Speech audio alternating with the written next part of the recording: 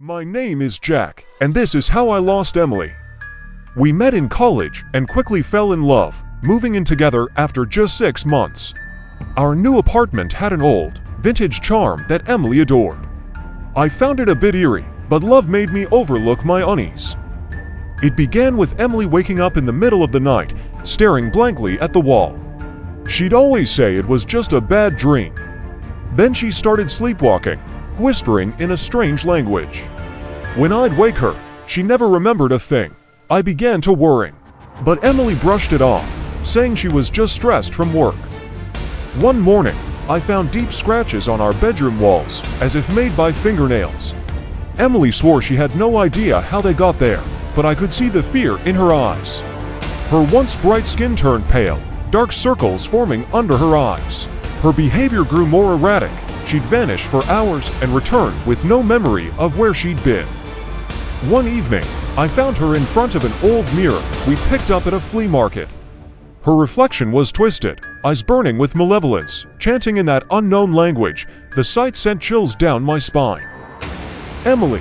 I shouted, shaking her. She collapsed, sobbing into my arms. "Jack, I don't know what's happening to me," she cried. "I feel like something is inside me, something dark and terrible." I decided we needed to leave. As I packed, the lights flickered and went out, plunging us into darkness. A cold wind whispered through the room. "She is ours now." The door slammed shut, trapping us inside. The whispering grew louder, filling the room with a sinister chorus. Suddenly, the mirror shattered, and in its place stood a shadowy figure with glowing eyes and a sinister smile. "You cannot escape," it hissed. Emily was lifted into the air, her body contorting as if possessed. Her eyes met mine, pleading and terrified. "Jack, help me," she whispered, her voice barely audible over the roar of the voices. "I won't let them take you," I shouted, struggling against the invisible force pinning me to the floor. But it was too late. The shadowy figure reached out, and Emily's eyes rolled back in her head. Her body went limp, and she fell to the ground. The voices stopped, and the figure vanished, leaving me alone in the darkness.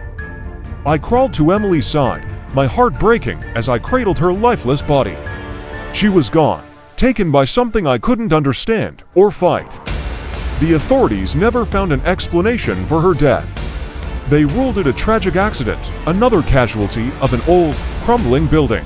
But I knew the truth. Something ancient and evil had claimed her, and there was nothing I could do to stop it.